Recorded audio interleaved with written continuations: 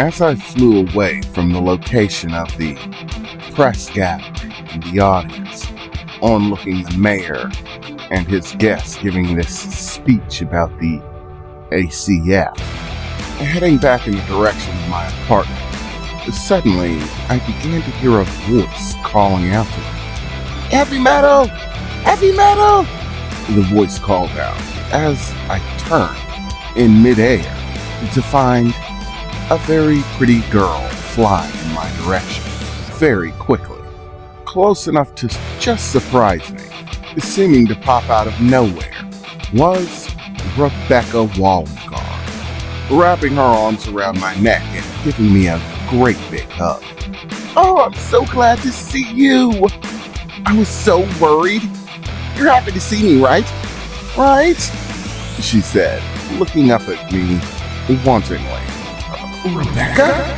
What the hell are you doing out here?" "Vicky just talked to me this morning. She said you wanted to arrange a meeting." "Well, yeah," Rebecca replied. "But she was taking too long, and I was concerned. I heard there was this big throwdown last night. It's been all over the news. I've been keeping track of things going on in New Star City.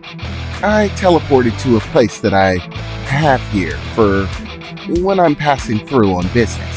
I've been hanging around, keeping my eye on the news, while trying to get in contact with that Vicky girl who works at the magic shop. But she's very testy. It's almost as if she's trying to keep me away from you." "Rebecca, this is definitely the time. I am some serious crap here," I said as my wings beat in air, holding me generally in place. "Don't worry, whatever it is, I'm sure that I can help you deal with it. I can even be your sidekick if you want. Magical girl Rebecca. It has a nice ring to it, right?" "Well, I guess, Rebecca, but it's kind of a bad idea to put your name in your superhero title." "No, I guess you're right. I'll have to come up with something different." Okay, I think we're getting a little ahead of ourselves here. This was not an agreement that you'll be my sidekick. In fact, there's already someone vying for that position." "What? Who? Is it a girl?" "I bet it's a girl." "No, it's my best friend, and he just picked up superpowers. So I have to tell you, he's kind of a ringer for the position. But in case you haven't noticed, right now is not the time when I need to be adding complications to my life. I've already got the Black Dog Syndicate throwing me some sort of offer, and I have to deal with that. And on top of that, the government has swooped into the city." "Yeah, I heard about that on the news. That's how I found out you were wearing your armor. I've tried to teleport to you before, but it only works when you're wearing your armor, because I've only ever seen you in your armor. But we could fix that if you just let me see your face." "Come on, Rebecca. Be serious for a moment," I replied exhaustedly. "Hello, cheerful girl Rebecca," the spirit said as he manifested his helmet and part of his upper body from behind me, giving Rebecca a wave. "Oh, whoa! Who the hell is that?" "Oh, you don't remember? Use the heavy metal summon, spirit." "Wow, it can talk now? That was fast." "Yeah, well, he learns quickly. It's nice to see you again. Are we gonna have to beat you up again?" "Okay, hold the phone. You did not beat me up." "Well, we beat you up at least a little." "It's okay. You beat us up too. It was mutual beat up." "Well, I suppose that's a little bit better. Well, I guess regardless, it's nice to finally talk to you. But regardless of the circumstance, I don't think it should be a problem. I'm willing to tough out any situation, as long as I can do it with you," Rebecca said, smiling up at me. "I really hate to admit it, but right now I could probably use the help. So, Rebecca," I said, looking down to her serious, "you really want to help me out with this?" "Well, yeah, of course," she said. "Why do you think I came all the way out here? I mean, what's happening to the people in this city isn't really nice. And from what you've told me about those symbiotes, they sound like they're in a bad position too. You're trying to do a lot of good against some long odds. So, as your future wife, I feel it's my responsibility to give you a helping hand. Oh, again with the future wife thing. Come on, Rebecca, I just met you. Hey, you don't get to pick destiny. Well, I guess you sort of do if you have destiny sight, but that's neither here nor there. I sighed in frustration. Fine, I suppose you can pitch in and help, but things are going to be complicated, and it'd probably be a good idea if you don't actually reveal your identity. So you're going to need a disguise. Oh, don't you worry about it. I can whip something up. Magic has its advantages. Okay, I suppose it's good to know. For a moment, I had the thought of whether or not it would be a good idea to invite Rebecca back to my home. Then she'd know where I live, and I'd also have to reveal my identity. But with the odds getting steeper, and more cards being laid on the table, I'd need all the help that I could get. Okay, I suppose you can follow me back to my place. If you're intending on continuing to follow me around, it's only a matter of time before you eventually find out my secret identity anyways. So I suppose trying to keep it a secret isn't going to work out with you teleporting in whenever you want. Plus, I suppose it'll be easier for us to work together if we can contact each other outside of me being in this suit of armor. So, follow me, and I'll take you back to my place. Introduce you to my friends.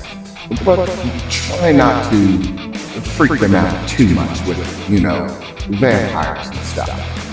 Alrighty, Rebecca replied, giving me the okay hand gesture, as I took off once again, beginning to head back towards my apartment, Rebecca following suit behind me, a bright pink glow floating around her form as she continued to fly behind me. I was a bit concerned about stealth in the beginning, but after talking to Rebecca a bit, she informed me that she could become invisible if she decided to. So we held hands, me using my natural abilities to turn invisible and her using magic. At which point I guided her to my apartment, unlocking the door and walking in with her, hand in hand, closing the door behind us as my friends and father all gathered, waiting for me to reappear from becoming invisible. You're back. I was beginning to worry, man. I thought you'd be back a little faster, considering how fast you got there. I was surprised you made it. You got there just before their speech seemed to be about over. They were just finishing up the details on what to look for if somebody is infected with the syndicate. What a run of bullshit, Ned said, crossing his arms, as my invisibility faded away, and Rebecca's faded as well. Whoa. What the hell, man? Who's that? Yeah, ditto, kid. Who's the girl? Dad, I told you about her. This is Rebecca. She's a half-blood vampire who also happens to be an incredibly powerful magic caster, and who is under the perception that she's destined to be with me forever. She sort of just popped up. Who's the old guy? That's my dad. Oh my god, I am so sorry I called you old, Rebecca said, skittering up next to my father. Can you please forgive me? My name is Rebecca Wallengard, and I'm very pleased to meet you, sir. Likewise. Wait a second. Wallengard?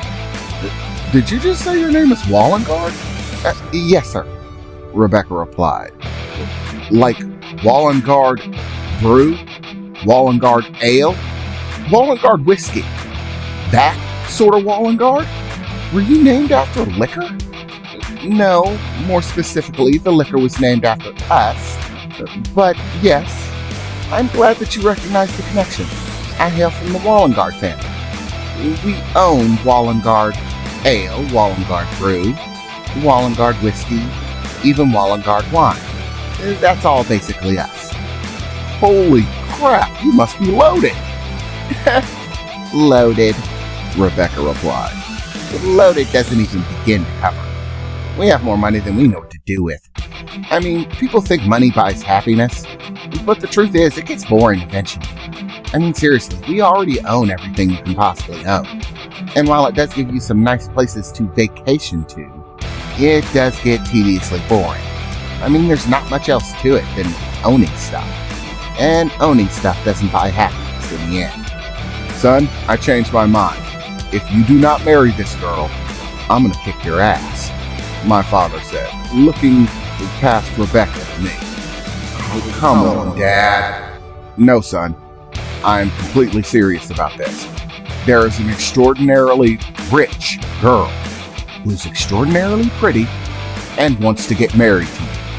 If you do not put a ring on her finger, I'm gonna kill you. Because you're a moron.